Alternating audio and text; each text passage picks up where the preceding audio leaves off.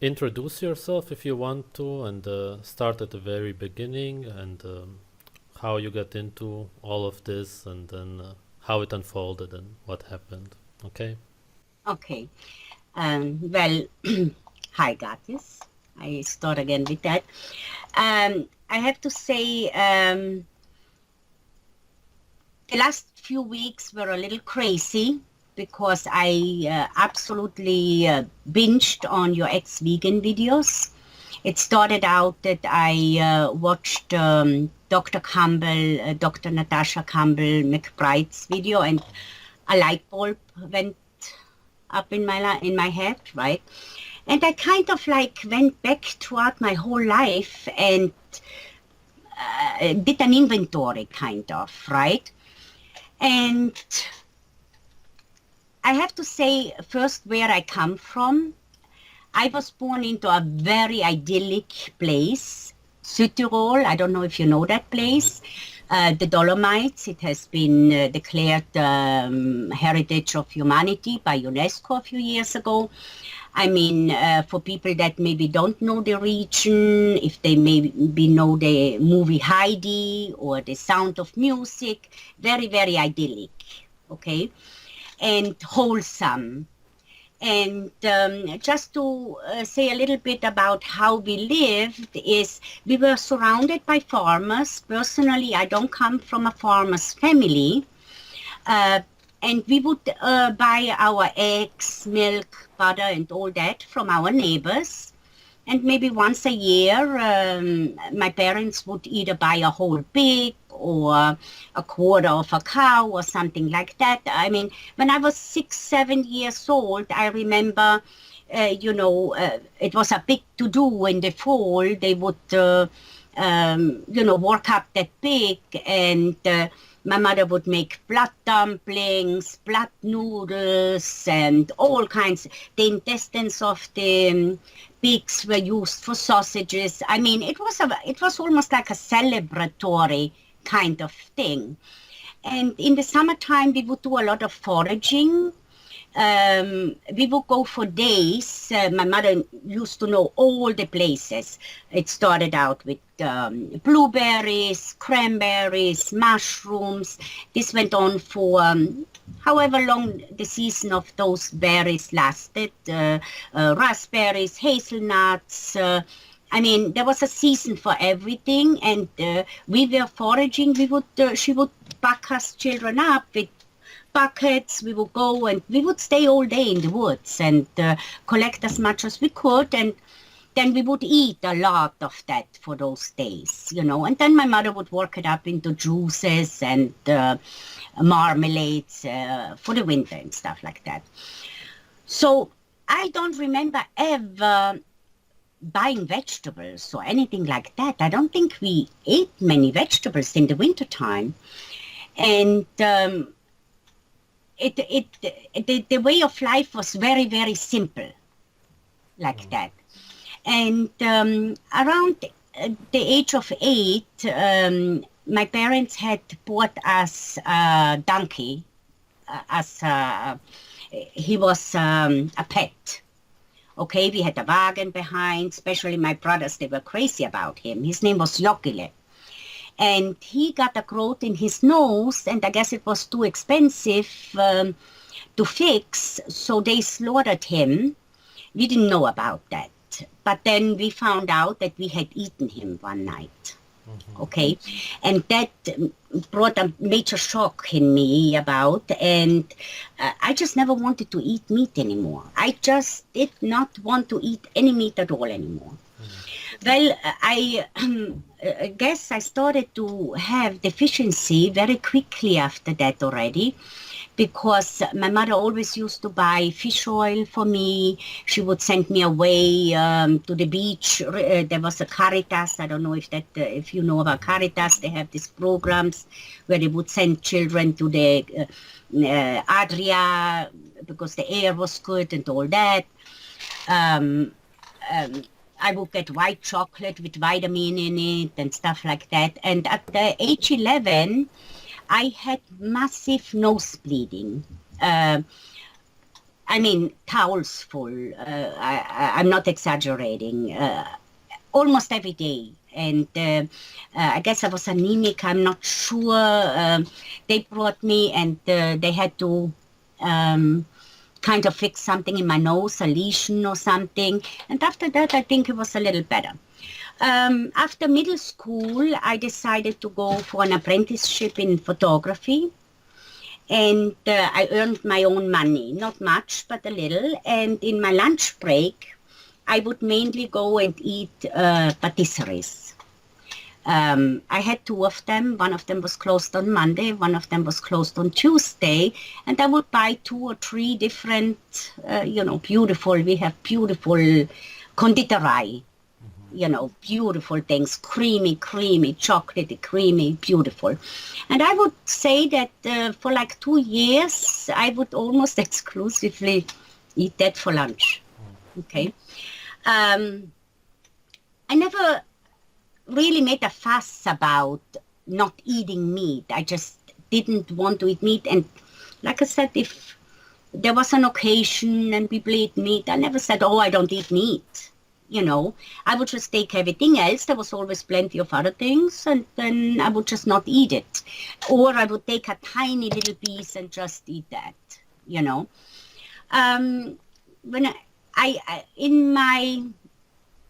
I would say like in my late teens, I had a lot of dizziness spells. Like I couldn't stand in a supermarket line, or not in a supermarket line, in any kind of long line, because I always was afraid that I would faint. Okay. Then in my 20s, I married a meat eater. And he was here visiting today, my ex-husband, right? And I had to actually ask him a few things. And he says, he totally remembers that I never wanted to eat meat, but I never made a fuss about it. I just didn't touch it, like at his mother's Thanksgiving dinner, huge situations and stuff like that. At that time, I was in America, okay?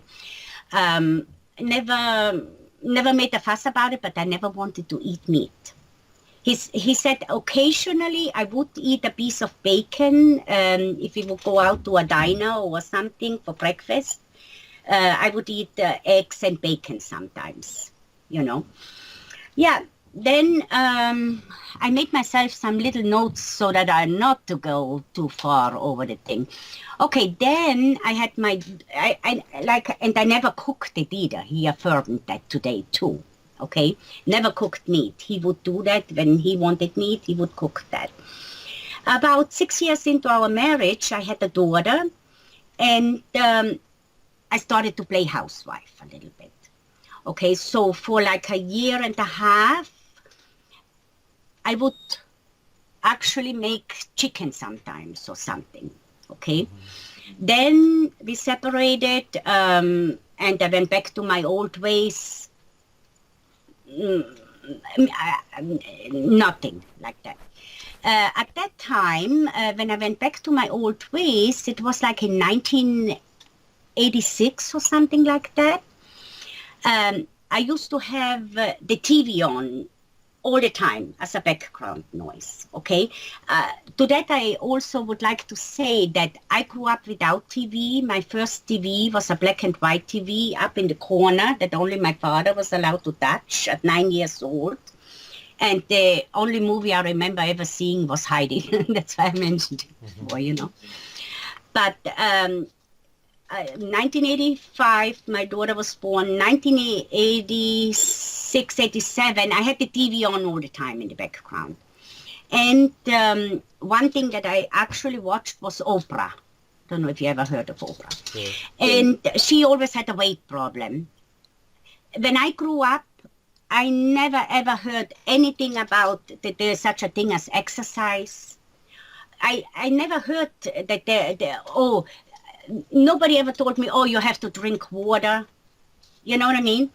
Exercise, that was an unheard thing for me. We would go and take a hike in the mountains for fun or this or that, or we would walk this or that. But exercise until I was about 30 years old, I have never heard of that. Okay? So then Oprah, this book came out, Fit for Life. Okay, animal meat will kill you. Milk is only for baby cows, and all kinds of things like that. It totally made sense to me at that time. Okay, totally made sense to me at that time.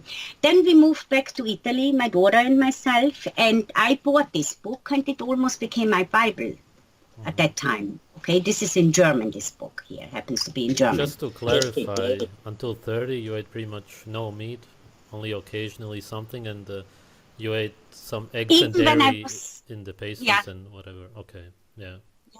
only like that. Mm-hmm.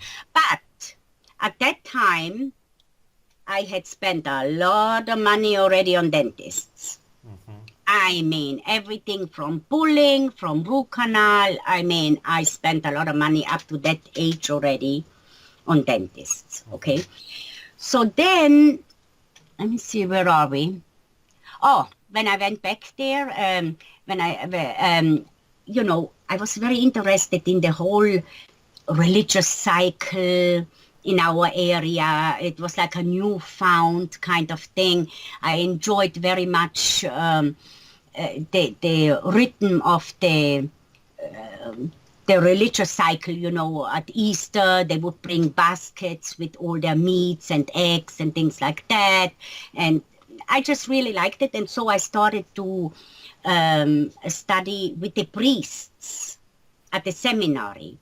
And we would spend weekends there, sleeping on the weekends there and having courses and everything. And when we were living there for those weekends, for like those few years with my neighbor, we would always eat meat for those 3 years. And I just, in retrospect, thinking back, that was such a comfortable time for me, because I thought I attributed it to the stimulating discussions about ethics and all kinds of stuff. I just always had that feeling that I felt wohlig, very comfortable. Mm-hmm. Okay, that lasted only, but that was only for those weekends. Then let me see. Yeah, I never cooked meat ever then. Then I returned to the United States because I wanted to live as an artist. Okay, and at that time I totally could tell that I have an addictive personality in all kinds of ways. Okay, it could be nicotine, caffeine, sex, work. I totally neglected my body to the point of exertion, sleep deprivation. Like I would be like driven. Okay. And that went on for quite a few years. At the same time, I worked in restaurants, in different restaurants on the side in order to have a steady income. And I would work almost like an independent contractor, just doing a shift here in this restaurant, a shift in this one. So I had diversity. Okay. 2011 and 2001 happened.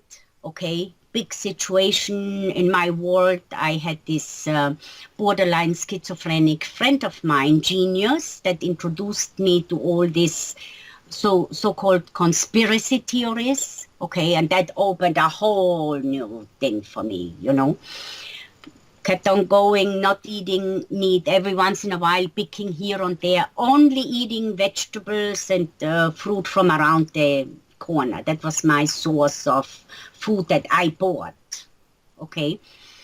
And 2009 came around, and I was at the computer, and my daughter was standing behind me, and I don't know what we were talking about. All of a sudden she started laughing. I said, "What's going on?" She said, "Mommy, I'm laughing because otherwise I would cry. You have a bald spot like this on your head." Okay.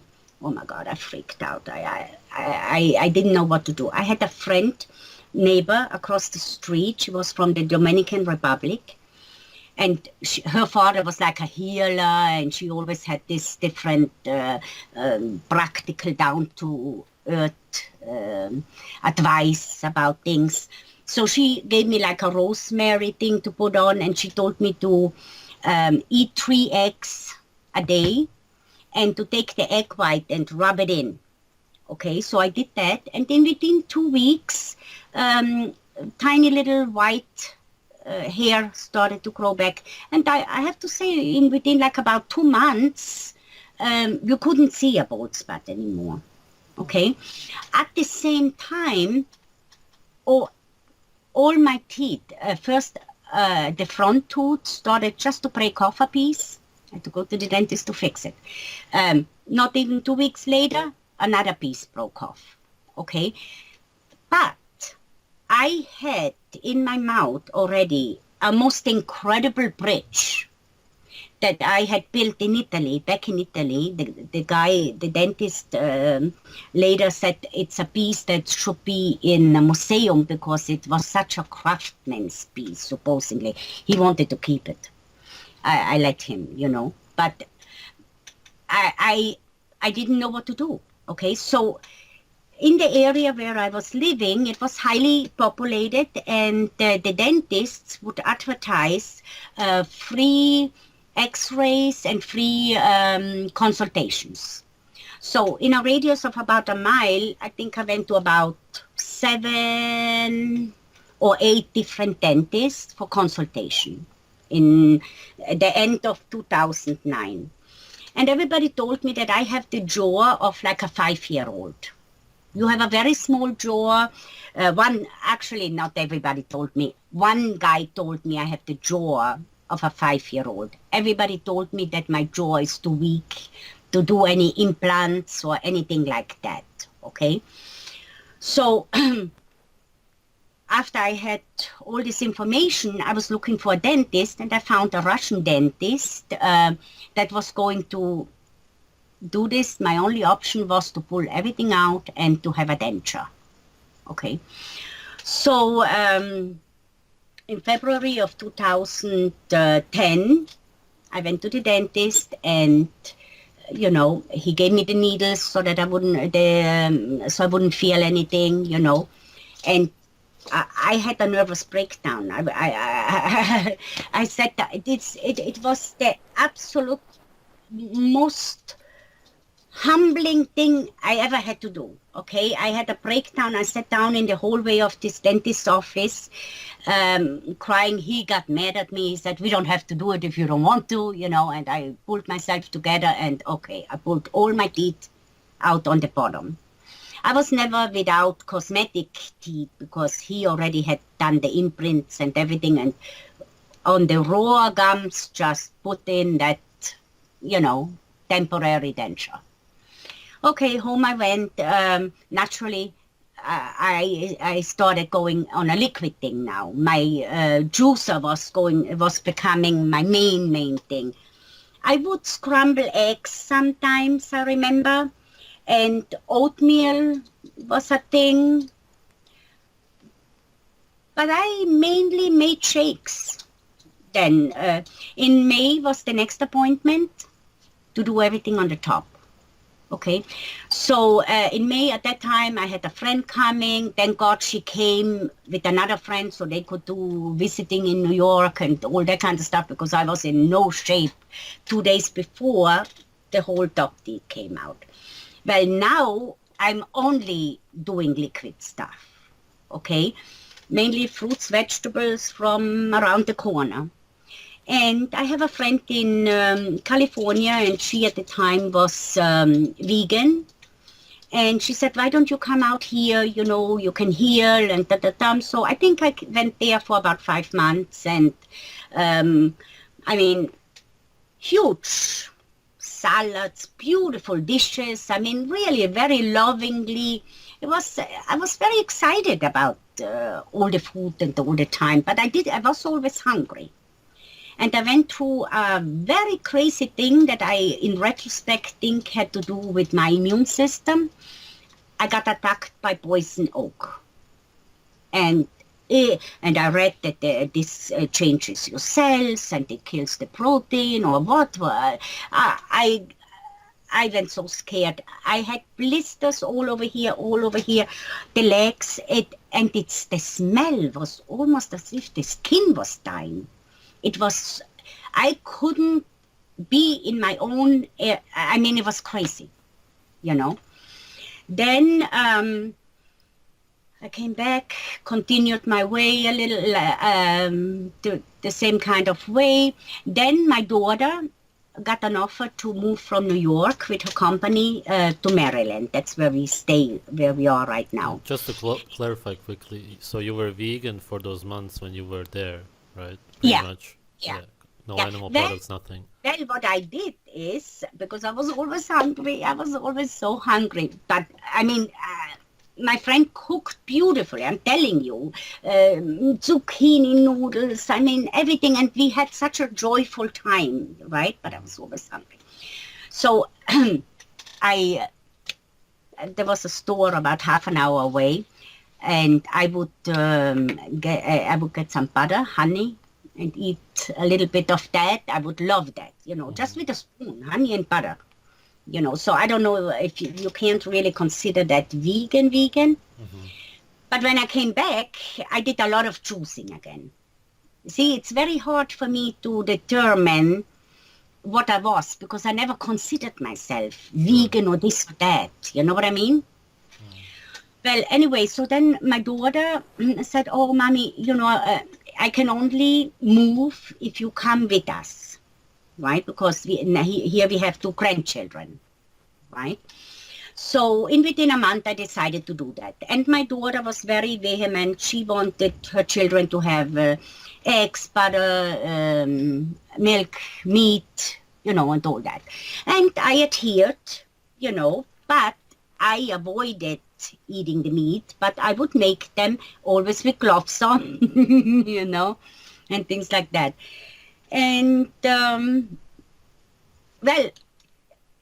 I have to actually go back a little bit because one major thing about all this was also about me going to move with my granddaughter was because 2011 came. I told you about 2001, the whole conspiracy thing opened up, but in 2011 it really started to become really big, On March 11th, I was into the human design system. I don't know if you know about that.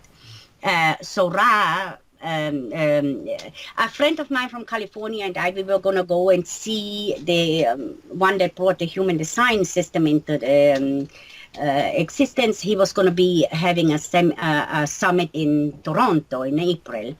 But on March 11th, in the morning, he died. The tsunami in Japan happened.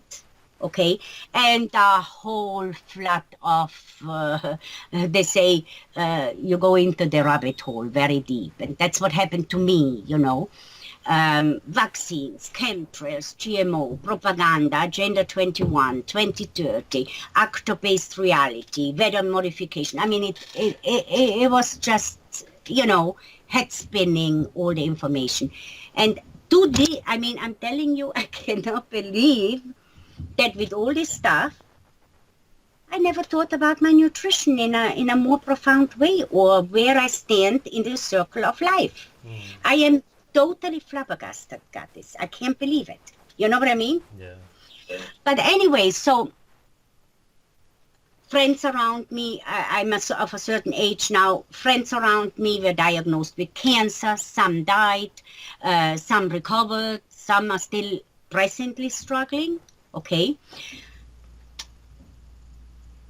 Anytime I brought certain things up, one of my closest friends actually, when I brought a concern up about something, about 2001, about the towers, she actually told me, why don't you go back where you came from if you don't like it here? So very early on, I realized that there was a lot of taboo and you got to be so careful who you speak to about what, you know what I mean?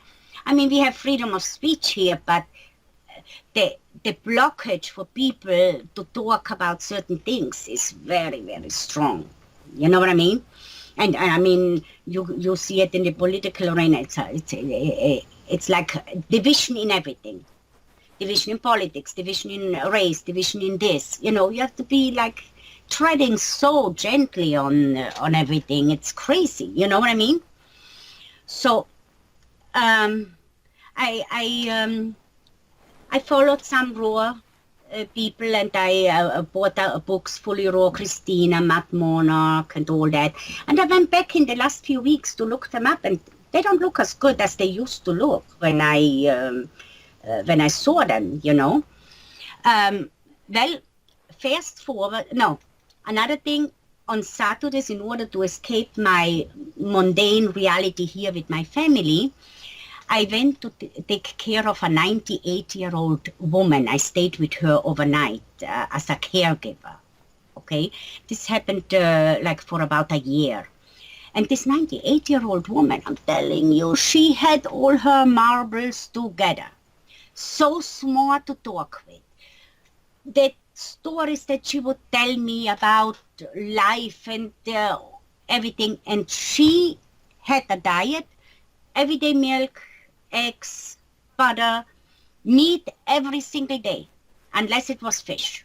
Okay? I'm telling you, she was a fantastic woman. She has a friend in Florida. She's 105, and she still drives and paints and has the same kind of diet. Do you believe it? Unbelievable. I believe it. Yeah, I know you believe it. But then fast forward to May, my daughter had a third child, okay? My grandson, the little one, is 5 months old now, okay? I started to get so edgy. I started to get into all kinds of escapist thoughts. I wanted to just run away because I felt stressed out. I felt like, oh my God, now another burden, you know what I mean? And I was looking into maybe in a few years getting a caravan and driving through the United States or retiring in Mexico or something. I had the escapist thoughts, okay? And I have my 89-year-old mother in Italy. She lost her zest for life and her interest in life because my father died about 3 years ago. And she just doesn't want to live anymore. She just wants to go home. She wants him to take her, to get her. You know, I said he can't. But she lost her because of this lack of joy in life. She lost her short-term memory. So the only way to get to her, I talk with her every other day, was through talking about food. So we were reiterating all the recipes and things, you know, that she would do. And I started to cook all those things in the middle of summer, frying things and, you know, a lot of carbohydrates though, because I didn't make any of the meat dishes, you know. This is only 2-3 months ago now, okay? So then school starts. The kids don't want any breakfast. I feel very uneasy, because I wanted them to have something nourishing. Then my mother says, why don't you, and then I remembered she would do that with us too, why don't you take a raw egg, put some honey and cream and give them that, then they have at least something, you know. So I started to do that, okay. My 5-month-old grandson is about to eat solids. So I tried a little bit of banana, he didn't like it. Tried a little bit of grated apple, didn't like it. A little bit of mango, didn't like any of that. So my mother said, why don't you try a raw egg, just a yellow? So I did. Are you still there? Yeah. Oh, because it seems like the screen is frozen. Really? Is it? Yeah, to me it feels like the screen is frozen. Okay. For me it's fine. Oh, okay. Now you're there now again. Okay. Yeah, so I was so shocked. I took the egg yolk, right? And I gave him the first spoon. You have no idea. After the first spoon, his eyes opened like, what hit me there? And he opened that little mouth like a bird. Yeah. Yeah. So now I'm giving him raw egg yolks. The kids don't know that they are actually getting that which my mother used to feed us, but they ask for it every day. I have these beautiful little shot glasses. It's just a shot glass full, and I call it a power drink. Do you want your power drink? And if I don't say it for myself, they come to me. Oh, Grandma, you have our power drink, and I feel comfortable about it. I feel very comfortable about it. You know what I mean? And yeah, it's been a crazy thing. I don't know. Did I mention this about the U.S. Chamber of Commerce? You can mention it quickly if you want. Yeah. Well,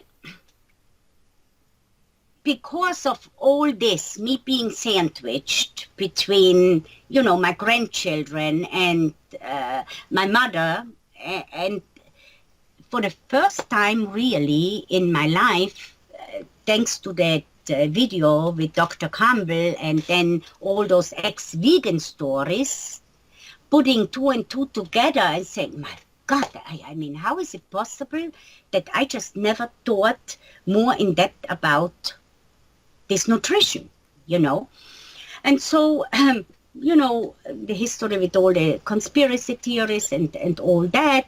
But now I'm looking at things in a totally new way again, And so on my Facebook feed page in the last few days, this paid sponsored ad comes up about food forward, okay? And it's a summit that starts October 10, 2018 in Washington, D.C.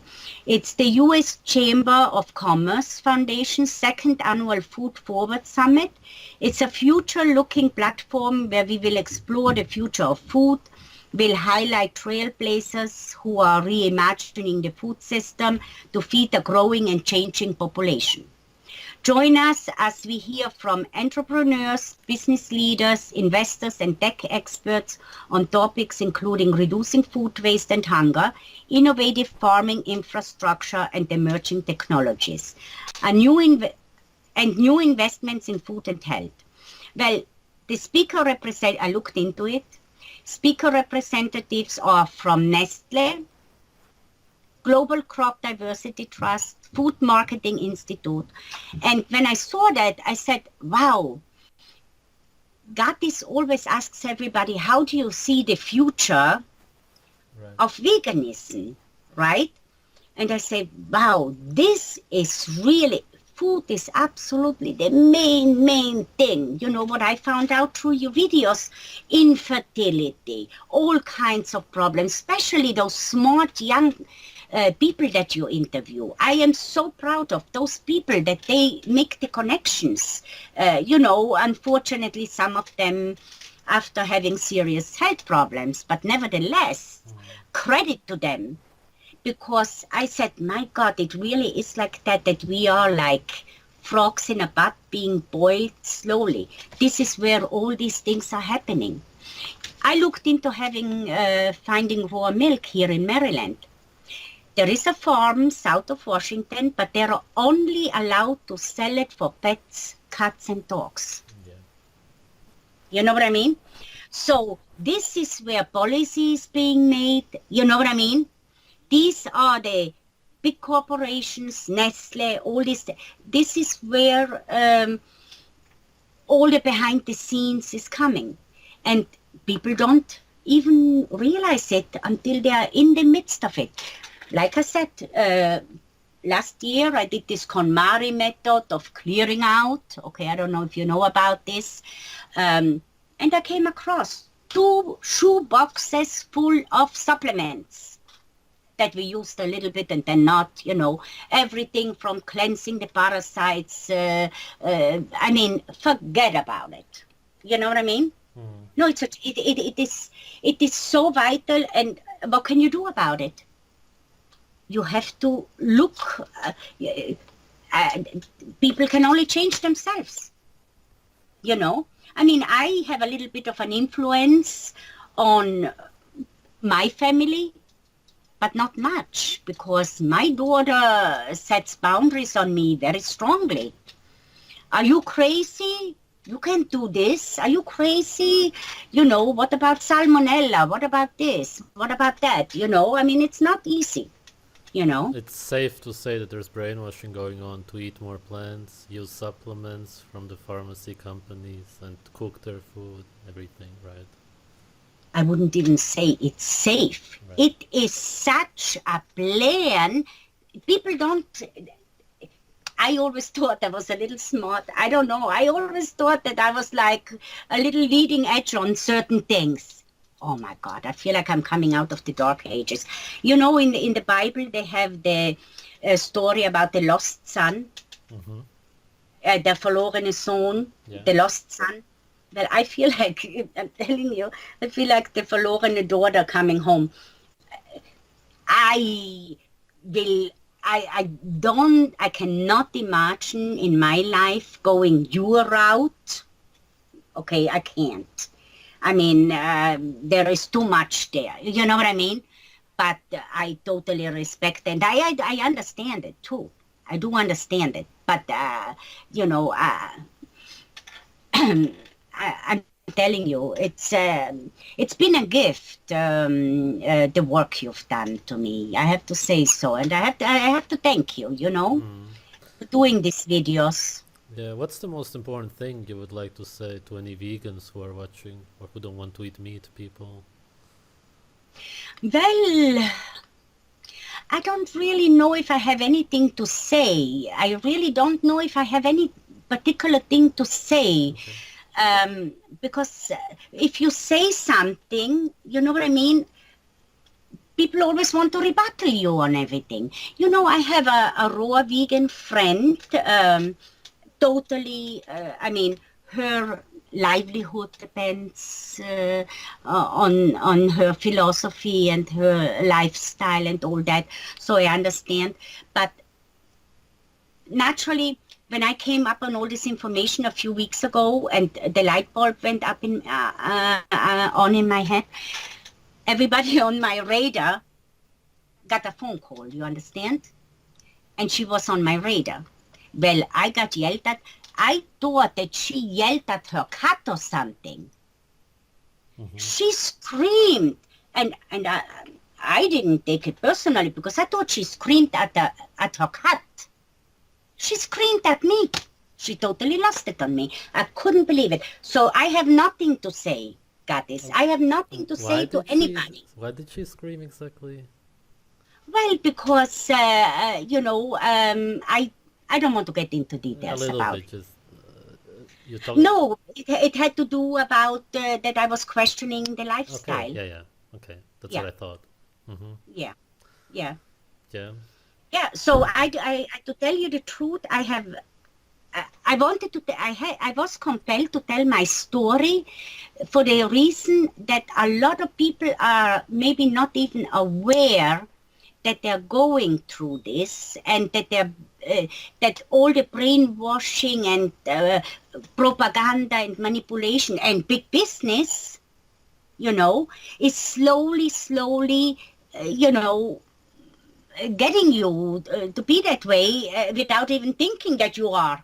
So I have nothing to say to anybody because Sure. if I would want to say something to a vegan, I get attacked. Although I have to say my friend in California, well, we are childhood friends, She, as soon as we talked, while we were talking, she was a step ahead of me. She immediately had a raw egg. Uh-huh. Okay. While we, so I'm not saying that, but everybody has to come to their own thing, but we have to be aware that there is a huge deal. I would want to be a fly on this summit, on the wall of this summit. Yeah. And probably you wouldn't even imagine the Frankenstein foods that are going to come out. And that people believe that they are the best thing, that because everybody always chases the next best thing around the corner, Yeah. When you get all of these books from Fully Raw Christina and all of those guys, did you then go vegan for technically for some time, few weeks at a time, few months at a time? Were you Oh, inspired so much by yes, it? Yeah. for months. Even while I was cooking for the kids, Hmm. I would not eat, Yeah, yeah. participate. You know what I mean? Hmm. Oh yeah. I was totally the fully raw Christina. I was fascinated. What turned me off about her one time, I remember, that was already back in 2015 or 2014, that she had this, that she showed what she buys on food for 1 week. Right. That turned me off because that amount of food, I think I don't buy in a month that she eats alone. And we are, you know what I mean? And it's all And we are, imported. huh? Not all of it, but it's imported also. So she's also destroying the environment. Even most of these vegans do that. Yeah, Yeah. yeah, yeah. Mm. Yeah, and that's more or less it. I don't think I have any other notes. Yeah. Oh, yeah, yeah. No, no, I do want to point out that naturally after that, that whole, when I saw that lady that drank the egg, the video of the lady that drank the egg, I don't remember her name. You did an interview Oh, with the lady. Shakaya. Yes. I'm not sure the name now. Yeah, yeah. Well, so the next day, I get a nice glass, gear myself up to, the resistance was quite big, crack the egg. I thought for sure I was going to gag. I couldn't believe how smooth it went down. Okay. I could not believe how smooth it went down. Then I put it on Facebook. Okay. And the egg, the raw egg, and I said, this was my breakfast this morning. I would love your comment, whatever, So this one friend of mine from my region back home, he said, my God, like almost like I'm a wimp, and why don't you do it like they used to do it, like a farmer does it, you take the egg, you crack a hole, you poke a little hole, hold it up to the sun, and then drink it down. I said, okay, I'll do that. Thank you so much for, I didn't think about it. Next day I did that. Resistance was still the same. And I'm telling you, my resistance, now it's been a little more than a week that I'm drinking an egg in the morning every day, farmer style, right? Sad when the sun is not out, because the sun, it's really interesting. When you just hold the egg up towards the sun and it's not cracked yet, then you don't see through. But if there is the hole on the bottom, then the light shines through and you can see if there's a chick inside. That's why they did it, probably. You know what I mean? But sad when the sun is not there, because it has like a more empowering feeling, But yeah, I'm enjoying it. And I have to say, it's like deeply satisfying feeling always that I have after that I have that egg. It's like, because my friends, they ask me, well, so do you feel a difference? I said, yeah, I just feel a very homey, satisfying feeling. You know what I mean? Yeah. Yeah. Thank Yeah. you for sharing. Well, thank you very much for the opportunity. Stay well, okay? Yeah. Ciao.